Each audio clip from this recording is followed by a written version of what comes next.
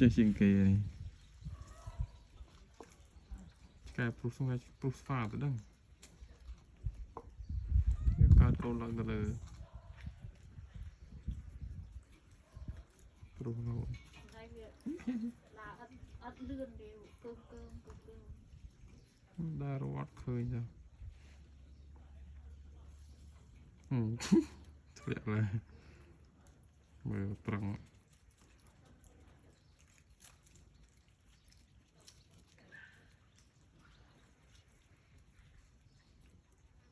ខ្ញុំមិនណាត់តែទៅយកទៅទឹកបាត់ដបវាផឹកយកមកចាក់ដែរវារត់មកផឹកដែរ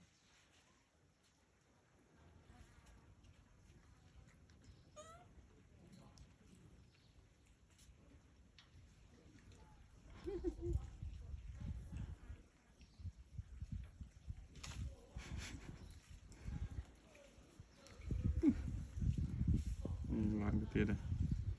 នេះចង់លោទៅធ្លាក់លោទៅវិញ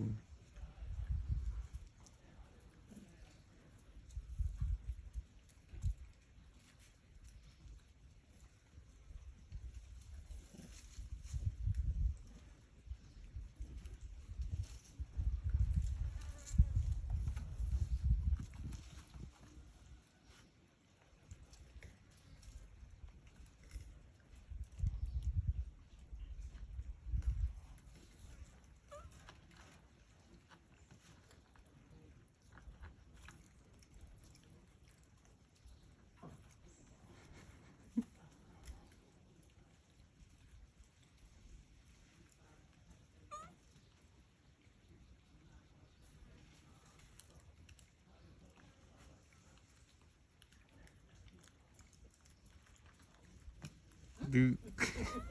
អត់ធ្លាក់ទៀតអត់រឿងនេះទៅទៀត